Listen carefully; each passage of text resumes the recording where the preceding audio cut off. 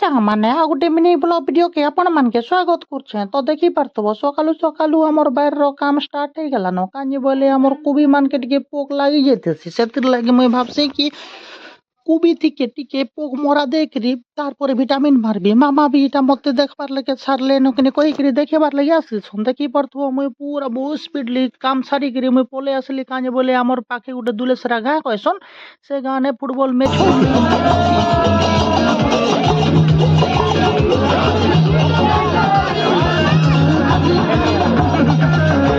ये बाटारे मुई पहुंचे पहुंचा सरसिंग देखसी एते भीड़ पूरा भयंकर जे पूरा कहनी कांजे बोले हमर गाँव रे पूरा सेमीफाइनाल खेलुथसन कह तो हल्दिया जर्सी रे हमर गाँव माने समस्ते अछंतीटा प्राइस थी 50,000 और 30,000 तार पर आमर सेमीफाइनाल सरला पर आमर फाइनाल के पले आसु फाइनाल रे भी हमें 50,000 टका जीति जेसु तार पर देखि परथु हमर नवोदय मेमोरियल मैच थी तार पर हमें 50,000 टका देखो बड़ बड़ ट्रॉफी नै गिरी हमें